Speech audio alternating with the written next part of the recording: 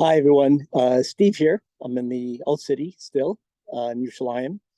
Um, you read what's going on and you're watching the news, all of you all concerned.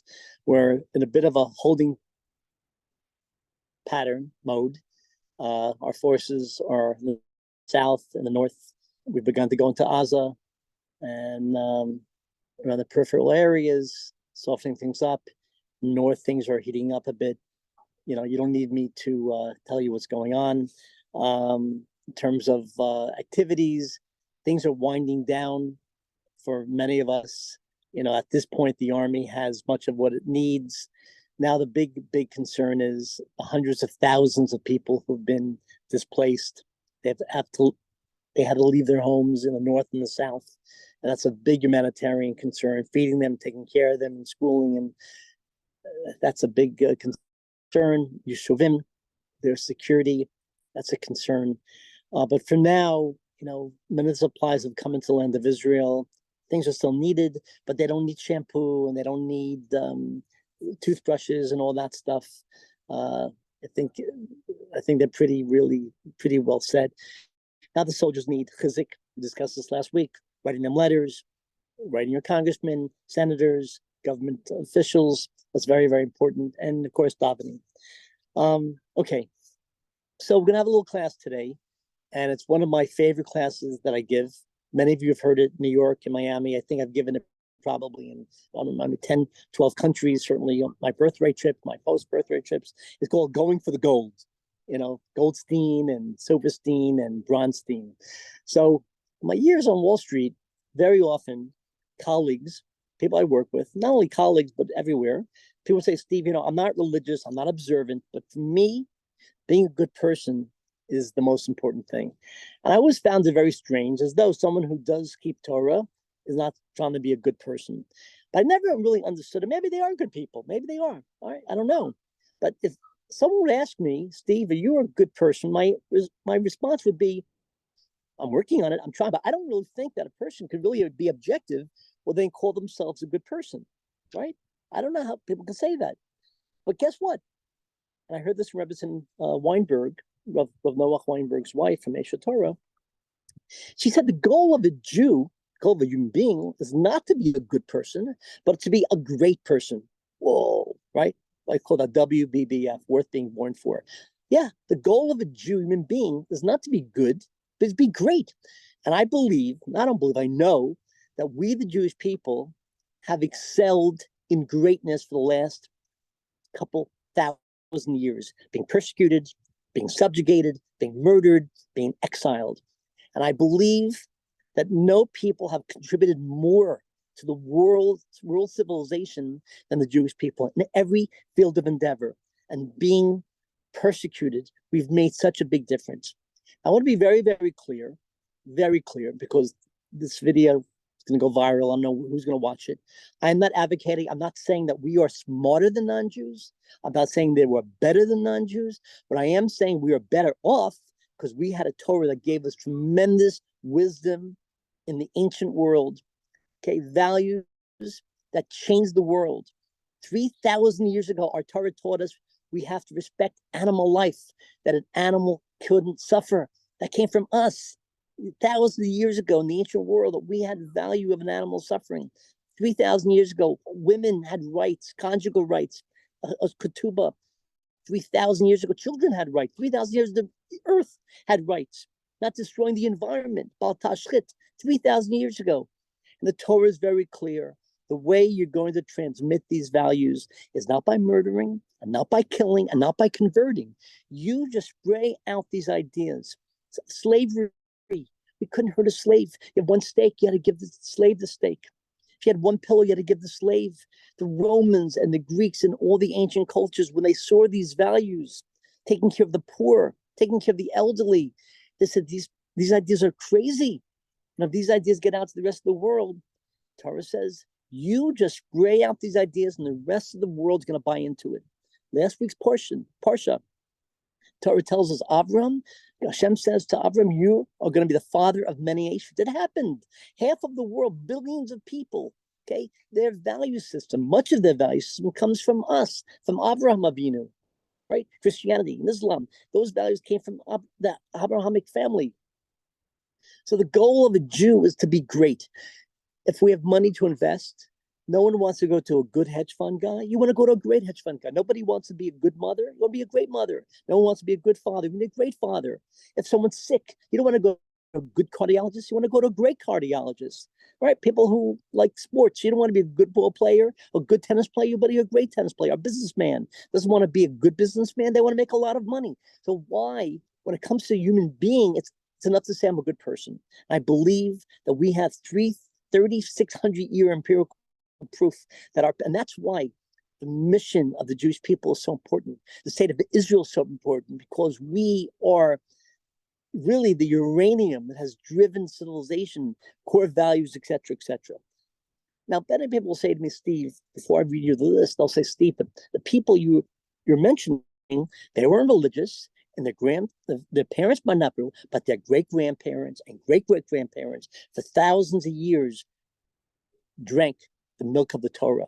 And I think that's where the greatness is. We're not smart. You know, they say that Jews are survivors. And the truth is, it's not really accurate. We're not survivors, we're thrivers. We've discussed that. We're thrivers. No matter how many times we get knocked down, the Jewish people get back up stronger and stronger. Not every Jew, but as a people. Okay, so the name of the class is called Going for the Gold. So let's say, friends, we were to have a major anti-Semitic convention in the Javits Center in New York.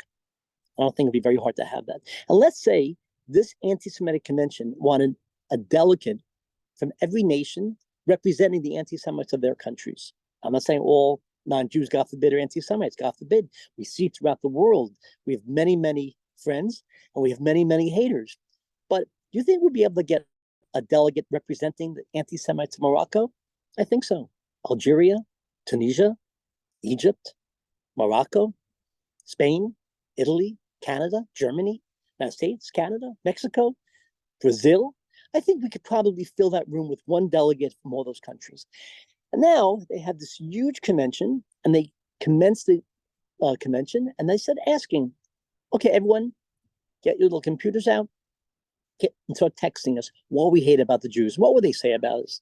That we're cheap, which is very interesting because no one gives more charity than Jewish people. Go to every university, go to every hospital in Chicago, and LA, and Miami, it's Jewish money. All right, American Negro College Fund, 50% is Jewish money, but that's another story. Okay, we're cheap, we're clannish, we control the media, we have big noses, we kill Jesus. They wouldn't have religion, we wouldn't have killed Jesus. So I don't know why, we're held responsible. The Christian Bible says the Romans did it, but okay. But what's one thing the world wouldn't say why we hate Jews? Because we're stupid. No, not that. I hate Jews. I went to school with this guy, David Cohn, and this guy, David Cohn, was so stupid. I went to school with this girl, Ilana Goldberg. No, we can't have it both ways, in my opinion. You can't say that we're very smart people, and yet our grandparents and great-grandparents and great-grandparents gave up their lives, risking everything for our Torah. Okay, so I want to read some things about our people. Maybe you'll find it interesting, and not we'll receive with the class. So we have a airport in New York City named after Fiorello LaGuardia. His mother was Jewish. They say he was the best mayor in the history of New York. Maybe Bloomberg was, maybe he wasn't. Everyone knows Olivia Newton-John, little nose, Australia, just passed away. Olivia Newton-John, her grandfather was a Nobel Prize-winning physicist. Yeah, Jewish, emigrated to Australia. This is called Did You Know, J-E-W. Anyone know Harrison Ford? Yeah, Jewish. Who told me, by the way, was Dr. Norman Lamb, Zochron LaBracha. He was his neighbor, 101 Central Park West. One Shabbat morning, Dr. Lamb told me he had an issue on Shabbos. He knocked on the door. And Harrison Ford said, by the way, my grandmother was Jewish. Which grandmother? My mother's mother. Yeah, Harrison Ford. Interesting. So people, for my people, as they protest and going crazy about the Jews, kill the Jews, what the world would be without us. Okay? And again, Torah tells us, don't convert, don't hurt them, don't kill them. You just give them and contribute to their societies and change their societies, and the rest of the world is going to benefit. A light unto the nations. You're going to bring darkness, and we have so many areas of endeavor. Okay. The first movie theater was created by a Jew, by the way. Not now, but go on Wikipedia. I've checked all this out. The first movie theater was created by a guy by the name of Adolf Zucker. Did you know?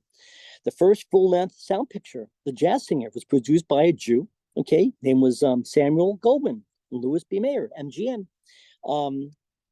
Antibiotics. Who invented antibiotics? Dr. Abraham Waxman, a Jew. Who invented vitamin A, B, C vitamins that we take? Dr. Falk, a Polish doctor. Aspirin was attributed to a German doctor, but the truth was it was a Jew, was killed in Auschwitz, and his partner took it and gave it, licensed it to Bayer Aspirin. Interesting. The first appendicitis procedure was done by Simon Baruch, who is the father of pediatric medicine. Yeah, you got it. Jewish guy named Abraham Jacobi.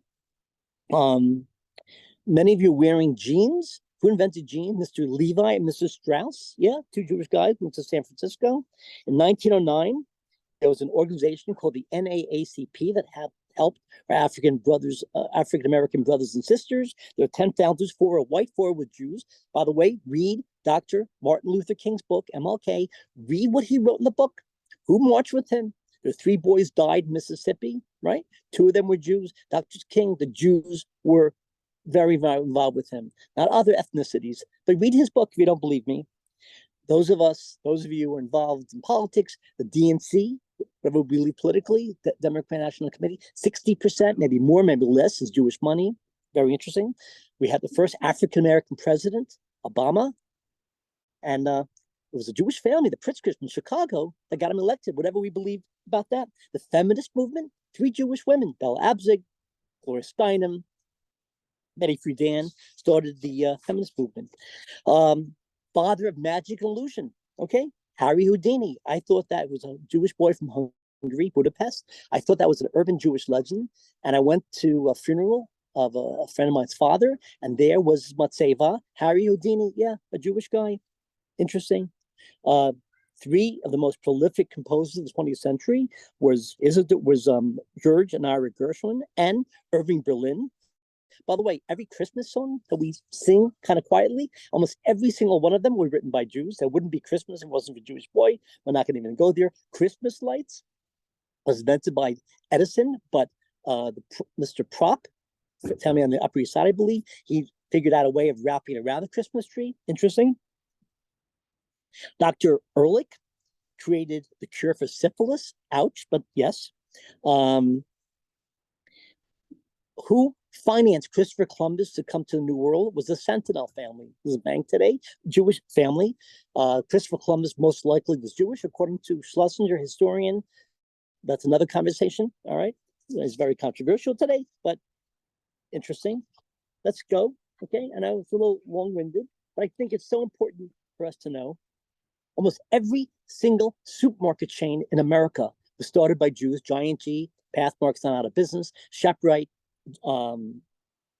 Wallbounds, etc., etc., etc. Let's talk about department stores. Almost every department store that you've ever gone to or spent money in was started by Jews. We're 1/4 of 1% of the world's population. Bloomingdale's, Saks, Bergdorf Goodman, limited stores, Victoria's Secret, Leslie Wexner from Ohio just pulled his money, thank God, from Harvard. Banana Republic, Dunkin' Donuts, yes, Staples, Home Depot, Costco, yes, Starbucks, Jewish boy from Brooklyn, Schultz, Baskin Robbins, Coffee Bean, Dwayne Reed, Century 21, Timberland, BCBG, Steve Madden, Lord & Taylor, which is not out of business, Bed Bath & Beyond, which just went out of business, but the Eisenberg from the Short Hills, okay, Craigslist, Eddie Bauer, okay, that is in terms of department stores. Let's talk about Broadway theaters. Every single theater that you've gone to in Broadway was started by Jews. Almost every Broadway show that you've ever seen, look and see the producer or director is. Almost every sitcom you watch on television, see with a writer, producers. Every single movie company in LA was started by Jews. The idea of flags came from the Torah. The city of Hong Kong, Hong Kong was built by the Sassoon family. Let's talk about all your clothing. Designers, Calvin Klein, Jewish boy from Far Rockaway, Ralph Lauren, Ralph Lifshitz from the Bronx, Donna Karen, nice Jewish girl from Great Neck, Kenneth Cole, nice Jewish boy from Great Neck North, Diane von Furstenberg, Holocaust survivor. Isaac Mizrahi, that's Jewish boy from Flatbush Yeshiva. Michael Kors, yes. American Eagle, DSW, okay. Simon & Schuster, Carly Simon. Yeah, her father was Simon from Simon & Schuster. That's designers. We're 1/4%. Let's talk about the ATM machine. I know someone's grandfather invented that. The first semiconductor chip. What country did that come from, guys? Israel. Where did the cell phone come from? The land of Israel. AOL Messenger came from Israel. Toy companies, every single toy company was started by Jews. Barbie doll, Mrs. Handler from Connecticut. All right. Let's talk about the syringe needle. Let's talk about mutual fund industry. All right, Jews. Let's talk about cosmetics. 3 Jews started the cosmetics business. Helena Rubinstein, Estee Lauder, Max Factor, I believe a Holocaust survivor, invented hair coloring. Let's talk about social networking. 1 Jewish boy, okay, Mr. Facebook, okay, Jewish boy, Zuckerberg. Google, Russian Jew, said he got most of his ideas from Israel. Yeah, Google. Mark Cuban, sort of Yahoo. Yeah, Jewish boy from Dallas, Texas. Baseball cards, Jewish guy. Marvel Comics, Spider-Man, Batman, Superman. Yeah, Jewish guy. And those characters all built around these figures that would save the Jewish people. Somewhere Over the Rainbow, written by a Jewish guy, was really envisioning the day when Jews would be persecuted. Look it up. Let's talk about the shopping cart. Let's talk about putting sugar, salt in small containers. Jewish guy from Williamsburg.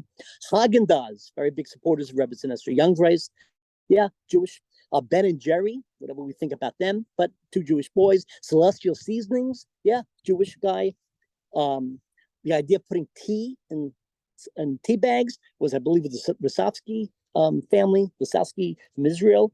Folgers Coffee, pulverizing coffee from San Francisco, Jewish family. Let's talk about cities: Miami, New York City, Chicago. Developers, Jews. Singapore, Jewish family as well. Let's talk about newspapers: New York Times, Washington Post. Let's talk about Waze. Where did Waze come from? The chains, GPS came from the land of Israel. Easy Pass, what country? Go to Costco. The cashier system, was created in Israel. The Federal Reserve System, who created it? Alexander Hamilton. We all know. We saw the Broadway show. He grew up in St. Kitts, St. Nevis, in the Caribbean. He was born out of wedlock. He lived with a Jewish family, and they taught him about money. Yeah, the Federal Reserve System. The 12-step program, 12 steps, was created by a Jew.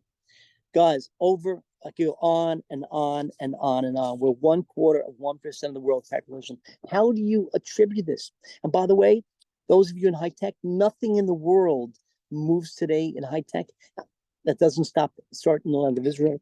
Marijuana research, Israel's #1. That's why this country is so important. That's why the Jewish people are so important. That's why we are so important, because we have such an amazing, crucial message of the world. Okay, so what is a great person according to the Jewish people? Okay, I'm distilling a lot of these ideas from the Torah. Number 1, a great person is someone who is not. Well, I'm sorry. What is a great person? 3 things: the way we think, the way we act, and the way we speak. The way we think, the way we act, and the way we speak. What is a great person in terms of thinking? A great Jew, great human being, is someone who's optimistic. Someone who's optimistic, someone who knows that things will be good. They are good, they will be good. Doesn't mean it's not challenging. Doesn't mean when the syringe of life is in my arm, it doesn't hurt.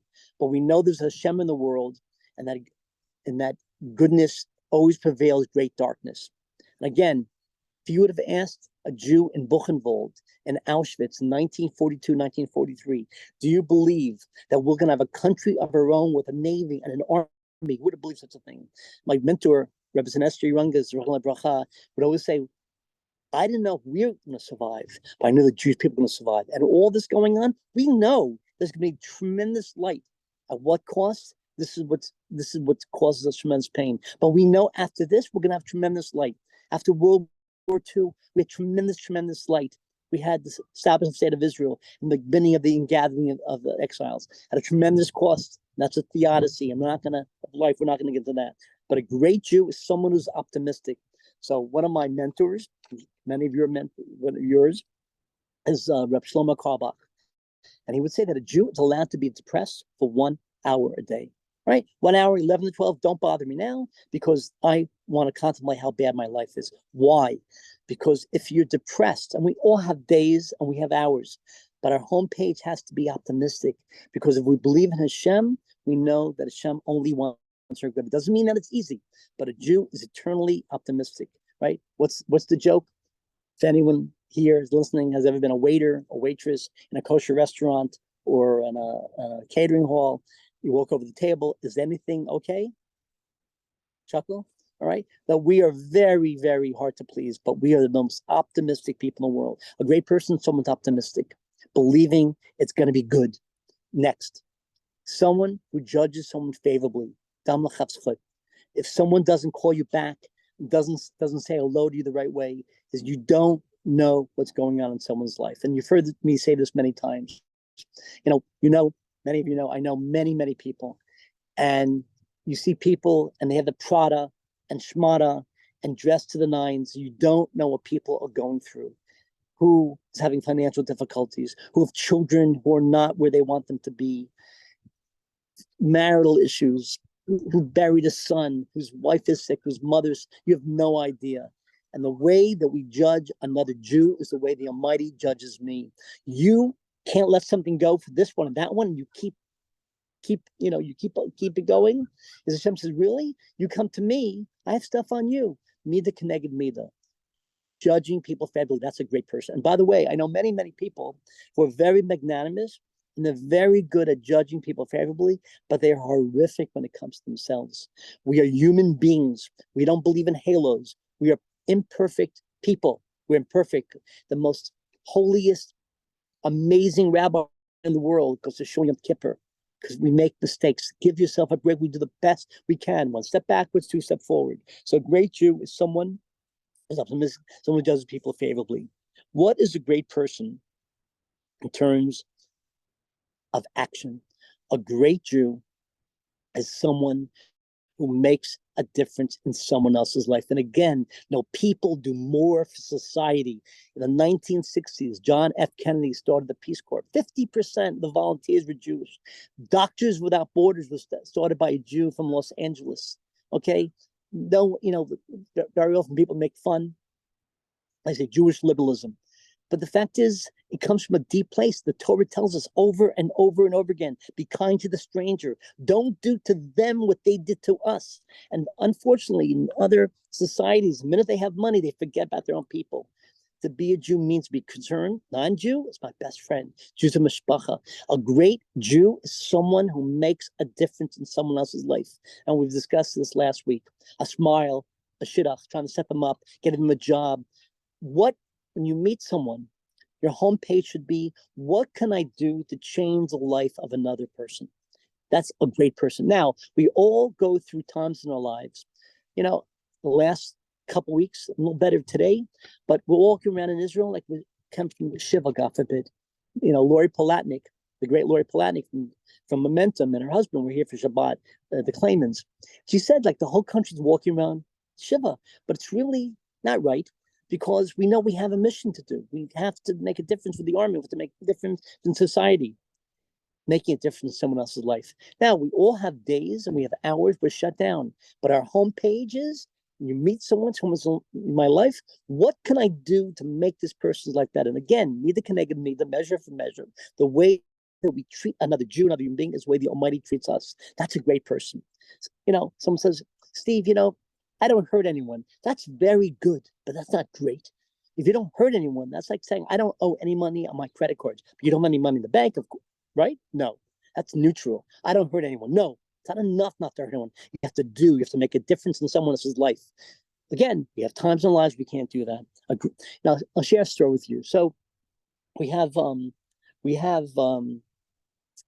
had a trip to Israel once, and this girl went on the trip, and she called me up and she said, Steve, can I speak to you? I said, sure. What's the matter? She goes, let me meet you. I meet her in Starbucks, Lexington Avenue, Manhattan, when I lived there. And She looks terrible. Very pretty girl. She looked like she hasn't slept for months. Her mother and father both died in a car crash on Route 46. And she said, Steve, I don't have, a Russian girl. I don't have grandparents. I don't have aunts and uncles. It was only me. And I'm in FIT, Fashion Institute of Technology. And I'm not saying I'm the next Donna Karen, but I really don't know what to do. So I said, you know something? You're a Jew. You're part of a community. And my mom used to be in the children's clothing store business. So she had connections with Federated. I don't think she remembers this. And she helped me help this girl get a job. I'm sorry. I helped get a guy a job at Federated. So I called this guy up and I said, David, can you sit down with this Russian Jewish girl? And if you can't get her a job, at least give her encouragement to try to help her. And his response was, Steve, I can't this week. It's Fashion Week. Mark Jacobs, Jewish boy, is coming in, and it's my job to take care of him. Brian Park. I said, okay, how about another week? Next week, I'm going on vacation. And how about in 3 weeks? So in New York, we call that blowing me off. I was really very, very surprised. One, I got him a job. Okay, we got him a job. But two, was where was his humanity? Where was his Jewishness not to take time for this girl? Okay, a year later, maybe 2 years later, I forget, he calls me up, goes, Steve Eisenberg, how are you? Hi, it's David. It's so-and-so. And he says, I feel very bad. Why do you feel bad? Because you came to me to help that girl and I blew you off. I said you did, but it's never too late to say you're sorry.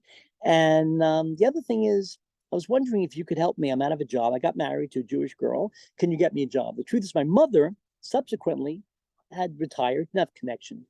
What did I learn from that? I believe had he been there to help her, at least try, Hashem, you don't believe in Hashem as the universe, wouldn't have to have him go through the process of not having any resources. When we have an opportunity of helping someone else, we don't know what we're doing for ourselves. First, it was the right thing to do, okay, as a Jew, but we don't know me the measure for measure. A great person is someone that makes a difference in someone else's life, looking for opportunities. And by the way, it says in Morning of him, a Rambam, the more that a Jew is involved in Tikkun Olam, the more that you're involved in helping Hashem's universe, more Hashem is involved with you. And I can share with you so many amazing things have happened. Even my experience the last 3 weeks is how Hashem has given me so many resources and people and contacts. And I feel like in some way, like my whole life is coming together, I'm able to see that all these random pieces have come together to be able to help the Jewish people in a very, in a small kind of way. And I believe it's because Hashem saw that I want to do, and Hashem has given me the source, given me the merit to help. Okay. How am I even sitting here in Yerushalayim today and talking to you? So many of you heard the story. My grandmother came from a city called Lvov, which is Ukraine. It's in the western Ukraine. And I just heard the story, by the way, not so many years ago. My great uncle Morris, my grandmother's brother, was walking down the street. This is before the war in Lvov, and saw an old man being clubbed by Ukrainian. And he said to the man, why are you doing this? He said, it's an old Jew. I don't know how. He found the stick, found the rod. He started clubbing the Ukrainian. He thought he murdered him. He didn't. There was blood all over him. He knew if they found him, they would kill him. He sent a note to my great-grandmother. God knows if she had money or not, a widow, and said, I'm leaving. My grandmother and he were inseparable. They were very, very close. They left Lvov. They went to Hamburg. From Hamburg, they came to the United States. Well, my cousin was totally not religious, told me the story. I'm sorry. I asked my cousin, Eleanor, how did your father, which my great uncle, come to America? She told me the story. She said, you realize because of a 5-minute decision that your father made to save the life of another Jew, our family would have died in Baba Yar or died. She said, yeah, I guess so. We don't know. We don't know that a simple act of chesed, a smile, how this plays out. Great people operate like that. Eleanor Roosevelt wasn't Jewish. She said that great people do great things in small ways. Giving $100,000 to the FIDF, that's great. Everyone should be blessed to do that. Giving $50,000 for this cause, that's amazing. But sometimes it's not the 100,000, but sometimes just a smile, saying hello, trying to help someone, listening. Great people operate like this. And I believe we have 3,000 years empirical proof. Okay, next. We did action, we did thought, and then speech. We did speech. Words can build, words can destroy. Torah begins, Shem says, and let there be light. And Shem said, let there be fish. And Shem said, let there be vegetation. With words, Shem created the world, and with words, we can destroy. Great people, firstly, forget about Lashon Hara, maligning each other and talk. You know, when you sit down with people and they start maligning other people, you know they're not happy campers. Because if you're a happy camper, you don't spend the energy talking about this one and that one and this one and that one. All right. Great people don't malign other people. And again, I know many people would never malign another human being, but they say terrible things about themselves. That's also Lashon Hara. Great people use their speech. And I discussed this last week. How do I know if someone was part of the Shlomo Karbach Chavra very often? Is you feel better about yourself after you met them.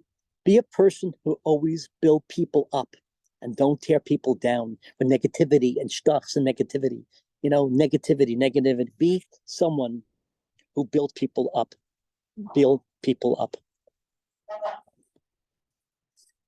Also, the Torah, 3,000 years ago, taught us something interesting. It never uses negative language. The Torah never uses negative language. When it says it's not good for man to be alone, it doesn't say ra, it says lo tov. It's euphemistic.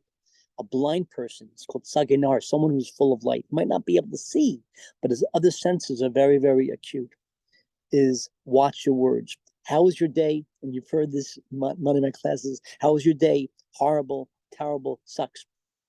Not yet great. Getting amazing. Get the negative words. The Torah taught us that 3,000 years ago. How was Steve's jokes? Not yet funny. How was the food at that restaurant? Not yet edible. How was your date with that person? I'm not yet married. How was your job interview? Not yet employed. How was your date? Not yet a millionaire. Negativity. And by the way, the more you kvetch, Jewish New York word, the more you kvetch and complain, what you're saying basically is it's not the way Hashem wants it. It's tough. You're saying everything's exactly the way the Almighty wants it. It doesn't mean I like it. It doesn't mean it doesn't hurt like hell, pardon the cursing, but it's exactly when we complain. And again, the Hebrew language, Lashon HaKodesh, there's two words for the word why in Hebrew, lama and madua. And Rebbe Young Rizal taught us the word lama doesn't mean why, it means lama.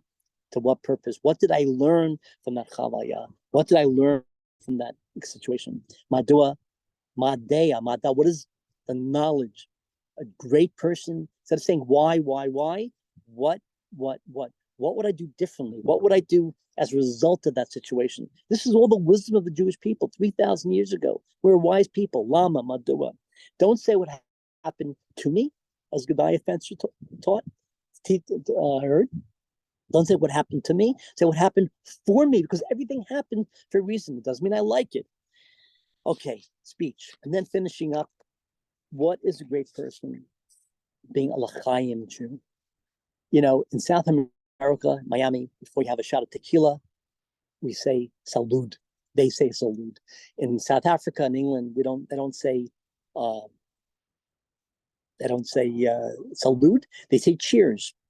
What does a Jew say whenever something good happens for another Jew? We say l'chaim. Let's make a l'chaim. But the word for life in Hebrew is chai. We never say l'chai. We say l'chaim. Life, by the way, is plural, because what's good for that Jew is good for me. Someone gets engaged. Okay, you're still on J-Date, J-Swipe. You're still going to events. But at least another Jewish family is being created. Someone gets a job. But you're looking for a job. But thank God another Jew now has parnasa. L'chaim. We are l'chaim people. Great Jew operates. What is a good person? A good person is when you see someone who got engaged. Say, oh, Mazel Tov, I heard the good news, Sippy. A great person texts that person, calls the family. Steve, but that's weird. No, it's not weird. It's beautiful. That's the kind of world the Torah is trying to teach us. Be a l'chaim Jew. If you hear someone got into a grad school program, if you heard someone just bought a home, you heard something good, you hear something, do something, text them, email them. And I'll tell you, if you're on the other side of this and someone randomly texts you and randomly emails you, it's so easy to with text, and they say, wow, well done. puts you in a great mood, puts you in a better mood. This is what I learned from my parents. My mom will always have a good word for someone. Okay. So great people don't say negative things about other people. They say positive things about themselves, and be someone who sprays out positivity, right? Be positivity. We can build, we can destroy. So what do we learn today? We learn that we, the Jewish people, have tremendous, tremendous history. Yes, the Jews make mistakes, but as a people, we rock. That we have changed the world in every field of endeavor: philosophy, psychology, Maslow, sociology, psychiatry, right? Dr. Freud created psychiatry, Maslow, philosophy. We have changed the world. And now, please God, we're at the end of days, and the world, many see the value of the Jew. Many people see the value of Israel. Many people don't. It's a shame, because when the curtain goes up, they're going to have to do tremendous tshuva. But all we've tried to do was make their lives better, in their clothing and their coffee and their ice cream and their medicines and their recreation and their spirituality. And they've maligned us, and they've hurt us, and they've tortured us. And all we've ever tried to do was make a difference in their lives. And that's okay, because when the truth is known, there'll be tremendous trouble. Our goal is to spread light and for the nation to be great. So thank you, everyone. And again, see you in Yerushalayim. Please God, the war is going to end in the best possible way. Thank you so much. Bye-bye.